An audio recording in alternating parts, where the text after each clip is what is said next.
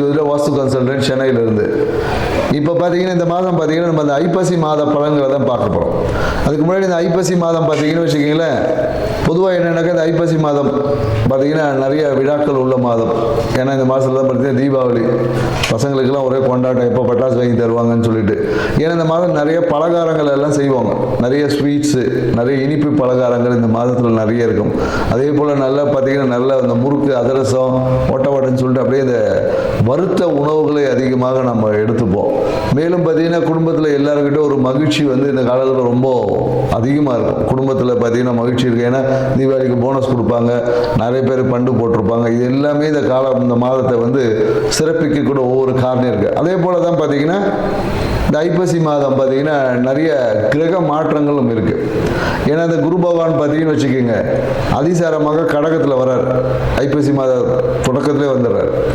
மேலும் பார்த்தீங்கன்னா புதன் பகவான் பார்த்தீங்கன்னு வச்சுக்கோங்க, இந்த ஐப்பசி மாதத்தில் பார்த்தீங்கன்னா விருட்சகத்துக்கு போகிறார், துலாத்துலேருந்து விருட்சகத்துக்கு போகிறார். மேலும் செவ்வாய் பகவானும் பார்த்தீங்கன்னா இந்த மாதம் துலா ராசியிலேருந்து விருட்சகத்தில் போய் ஆட்சியாக உட்கார போகிறார். மேலும் பார்த்தீங்கன்னு வச்சுக்கோங்க, சுக்கிர பகவானோட பயிற்சியும் இருக்குது. ஏன்னா சுக்கிர பகவான் பார்த்தீங்கன்னா நவம்பர் 2ஆம் தேதி பார்த்தீங்கன்னா கன்னியிலேருந்து துலாத்துக்கு வர்றாரு ஆட்சியாக. ஸோ மேலும் பார்த்தீங்கன்னா சூரிய பகவான் பார்த்தீங்கன்னா ஐப்பசி மாதம் எப்போதும் துலா ராசியில் இருப்பார். ஏன்னா துலா ராசியில் பார்த்தீங்கன்னா சூரிய பகவான் நீசம். ஸோ இப்படி இவ்வளோ கிரக மாற்றங்கள் இந்த மாதத்தில் இருக்கிறதுனால நிறைய விஷயங்கள் இந்த மாதத்தில் நடக்க போகுதுன்னு சொல்லலாம். எல்லா ராசிக்காரர்களுக்கும் ஏதோ ஒரு விதத்தில் ஆரம்ப கட்டங்களில் நிறைய நற்பலன்களும், மாத பாதிக்கு அப்புறமா சில நற்பலன்கள் குறையவும் வாய்ப்பு இருக்குது. சில ராசிக்காரர்கள் பார்த்தீங்கன்னா ஆரம்ப கட்டத்தில் நற்பலன்கள் கொஞ்சம் கம்மியாக இருக்கும். ஒரு மாத நடுவில் அப்புறமா பார்த்தீங்கன்னு வச்சுக்கோங்க, பாதிக்கு மேலே பார்த்தீங்கன்னா நற்பலன்கள் அதிகமாக கிடைக்கக்கூடிய வாய்ப்புகள் எல்லாமே இருக்குது. பொதுவாக இந்த தீபாவளிக்கு பார்த்தீங்கன்னா நம்ம யம தீபம் ஏற்றுவோம். ஏன் இந்த யம தீபம் ஏற்றணும் அப்படின்றதுக்கெல்லாம் நிறைய விளக்கங்கள் இருக்குது. ஏன்னா யம தீபம் ஏற்றி இந்த மாதத்தில் பார்த்தீங்கன்னா காலையில் தீபாவளிக்கு காலையில் சுட சுட மட்டன் சாப்பிட்றது, நல்லா காலையில் கறி சாப்பிட்றது, மேலும் கங்காஸ்தானங்கள் காலையில் விடிய காலையில் கங்காஸ்தானம் செய்வோம். ஸோ இந்த மாதிரி நிறைய நிகழ்வு எல்லாமே இந்த மாதத்தில் இருக்கும். இந்த இதெல்லாம் ஏன் செய்யணும் அப்படின்ற ஒரு இருக்குது. ஏன்னா இதுக்கு ஆன்மீகத்தில் நிறைய விஷயங்கள் சொல்லியிருப்பாங்க. ஏன்னா நரகாசுரனை வதம் பண்ணதுனால நம்ம அதை கொண்டாடுறோம் அப்படின்னு சொல்கிறாங்க. இங்கே நரகம் என்ன சொல்லுவோம்னா, நம்ம இருட்டு, குளிர்ச்சி, இது ரெண்டு தான் நரகம். ஏன்னா இருட்டில் தான் பார்த்தீங்கன்னா பயம் இருக்கும். ஏன்னா நரகத்தில் பயம் இருக்கும் இல்லையா, சொல்லியிருப்பாங்க எண்ணெய் டஸ்ட்டில் போட்டு வறுப்பாங்கன்னு சொல்லி, அந்த பயம். அதே போல் குளிர்ச்சியில் பார்த்தீங்கன்னு வச்சுக்க, நமக்கு உடம்பு நடுங்கி நம்மளுடைய ரொம்ப சோம்பலாக இருக்கும்.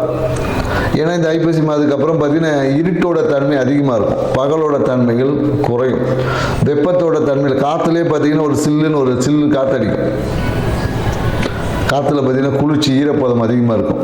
ஸோ அப்போ இந்த விஷயங்களை, ஏன்னா இது எல்லாமே பருவகால மாற்றங்களுக்கு ஏற்றாப்படி நம்மளுடைய வாழ்க்கை முறையில் சில மாற்றங்களை செய்து கொண்டால் நம்ம வாழ்க்கை சிறப்பாக இருக்கும். அப்படின்றதுனால தான் சில நிகழ்வுகளை அந்த பருவகால மாற்றத்தின் தொடக்கத்தில் நம்ம செய்வோம். ஏன்னா நம்ம தீபாவளி அன்னைக்கு கங்காஸ்தானம் குளிச்சிடுவோம், அதோட கிடையாது. கங்காஸ்தானம்லாம் அதுக்கப்புறம் பார்த்தீங்கன்னா நைட்டு எல்லாம் 10 மணிக்கு 11 மணிக்கு சில பேர் சாயந்தரம் தான் குளிக்கிறாங்க. ஸோ அப்போ என்ன, இந்த காலகட்டத்தில் கங்காஸ்தானம் என்பதுக்கு குளிக்கணும், சுடு தண்ணியில் குளிக்கணும். ஏன்னா கங்காஸ்தானம்னாவே சுடு தண்ணியில் குளிக்கிறது தான். ஏன்னா அதுக்கு பின்னாடி பெரிய உடனே கங்காஸ்தானம்னா அப்படியே அதுக்கெல்லாம் கேட்காதுங்க. ஏன்னா அதுக்கு பின்னாடி மிகப்பெரிய மருத்துவ விஷயங்கள்லாம் இருக்குது, நிறைய இருக்குது. ஏன்னா இந்த காலகட்டம் குளிர்காலம், இந்த காலத்தில் போயிட்டு நான் குளிர்ந்த தண்ணியில் தான் குளிப்பேன்னா நிறைய வாதம் சார்ந்த விஷயங்கள் வந்துடும். ஸோ அதனால் மிதமான சூடுள்ள தண்ணியை குளிக்கணும் அப்படின்ற ஒரு அறிவியல் விஷயத்தையும் புரிஞ்சுக்கணும். மேலும் இந்த காலகட்டத்தில் என்னென்னாக்கா வறண்ட உணவுகள், அதாவது இந்த காலத்தில் போயிட்டு நான் பழம் சாப்பிட்டாலும் சளி பிடிச்சிடும். ஃப்ரூட்ஸ்லாம் அதிகமாக இந்த காலகட்டம் எடுக்கக்கூடாது.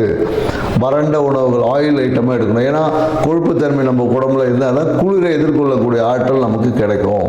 அப்படின்றதுனால தான் வறண்ட மட்டன் சாப்பிட்றது, வறண்ட அந்த முறுக்கு அதிரசம் இனிப்பு உணவுகளை சேர்த்துக்கொள்ளும் போது நம்மளுடைய உயிர்த்தன்மை நல்லாயிருக்கும் அப்படி. ஏன்னா ஆன்மீகம் சார்ந்த விஷயத்தில் நிறைய விளக்கங்கள் நிறைய பேர் கொடுத்துருப்பாங்க. ஸோ நம்ம இது வாழ்வியல் சார்ந்த விஷயத்தில் ஒரு சிறிய விளக்கத்தை நம்ம புரிஞ்சுக்கணும். எதுக்கு இந்த காலகட்டத்தில் பொங்கல் அப்போ ஏன் பொங்கல் தான் செய்கிறோம் இல்லையா, அப்போ ஏன் அதிரசம் முறுக்கெல்லாம் செய்கிறதில்லை நம்ம. ஸோ பருவ காலங்களுக்கு ஏற்ற மாதிரி நம்மளுடைய உணவு பழக்க வழக்கம் இதை தான் பாரம்பரியம் சொல்லுது. ஏன்னா நம்ம இன்றைக்கி பாரம்பரிய விஷயங்களில் நிறைய மறந்துட்டோம். தீபாவளி வந்தால் ஒரு சினிமா பார்க்குறதோட முடிஞ்சு போச்சு. போய் புது படம் பார்த்துட்டு 4 பட்டாசு வெடிச்சுட்டு கவர்மெண்ட் கவர்ந்தடிச்சு படுத்துக்க வேண்டியதாக இருக்குது.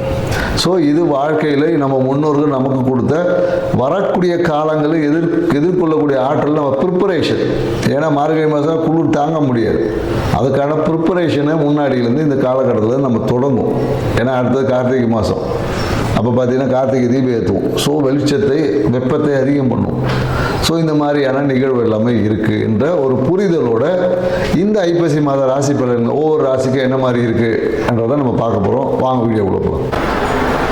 சுவாதி நட்சத்திரக்காரங்களுக்கு இந்த காலகட்டம் பார்த்தீங்கன்னா எதிர்பார்த்த தனம் பொருளாதாரம் சார்ந்த விஷயத்தில் ஒரு மன மகிழ்ச்சி இருக்கும். எடுத்த முயற்சிகள் எல்லாமே வெற்றி எடுக்கும். ஆனால் திருமண முயற்சி மட்டும் கொஞ்சம் தாமதம் ஆகும். ஏன்னா திருமண முயற்சியில் பார்த்தீங்கன்னா வரன் வந்திருக்கும், ஏதாவது பேசி முடிச்சிருப்பாங்க, அந்த வரன் திருப்பி ஃபோனே பண்ணியிருக்க மாட்டாங்க. ஸோ இந்த மாதிரியான ஒரு குழப்பமும் இருக்குது. ஆனால் திருமணம் ஆகினவங்களுக்கு பார்த்தீங்கன்னா இந்த காலகட்டத்தில் நிறைய பேர் குழந்தைக்காக ஒரு மருத்துவ சிகிச்சை செய்வது, இல்லை மருத்துவமனைக்கு போயிட்டு வருவது, அதற்கான முயற்சிகளை நிறைய பேர் இந்த காலத்தில் ஈடுபடுவாங்க. மனம் என்பது ஒரு மாயையிலே இருக்கும். ஏதோ ஒரு இதிலே இருக்கும். பொருளாதாரம் சார்ந்த விஷயம், குழந்தைகள் சார்ந்த விஷயம், இந்த மாதிரியான விஷயம் நிறைய பேர் இந்த காலத்தில் தங்க நகைகளை வாங்கி சேர்ப்பாங்க. ஏன்னா ஃபியூச்சருக்காக குழந்தைகளுக்காக இன்வெஸ்ட்மெண்ட் பேர் நிறைய சுவாதி நட்சத்திரம் தங்க நகை சேர்க்கை என்பது இருக்குது. இல்லை குழந்தைகளுக்கு திருமணம் ஆகியிருந்தால் குழந்தை பேரில் டெபாசிட் போட்டு வைப்பது, இந்த மாதிரியான நடவடிக்கைகள்லாம் இந்த காலகட்டத்தில் ஈடுபடுவாங்க.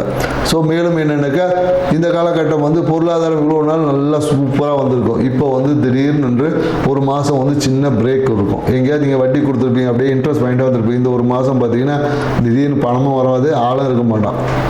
சரிங்களா? ஸோ அடுத்த மாதம் இதெல்லாம் திருப்பி வரும். ஸோ டென்ஷன் ஆகாமல் இருங்க. ஒரு மாதம் டென்ஷனாக தான் இருக்கும், தேடிக்கிட்டே இருப்பீங்க. அடுத்த மாதம் அவனே காசை கொடுத்துருவான். அதாவது வட்டிக்கு பணம் கொடுத்துருந்தீங்கன்னா இந்த அடுத்த மாதம் வட்டிலாம் வராது, அசலாம் வராது, ஆளே பார்க்க முடியாது.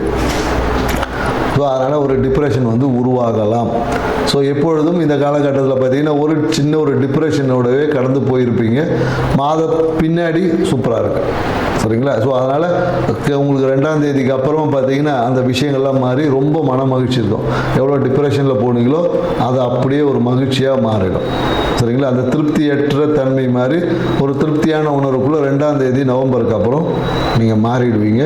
ஸோ அதனால் உங்களோட குலதெய்வத்தை நல்லா வச்சுக்கோங்க. ஏன்னா இந்த காலகட்டத்தில் நிறைய பேருக்கு என்னென்னாக்கா அந்த செய்வனை வச்சுட்டாங்க அப்படின்ற மாதிரிலாம் சொல்லுவாங்க. ஸோ அதெல்லாம் ஒன்றும் இல்லை. உங்கள் மனதில் ஏற்பட்ட பீதியும் மனப்பிதற்றலும் தான் அதுக்கு காரணம். ஸோ கவனமாக இருங்க.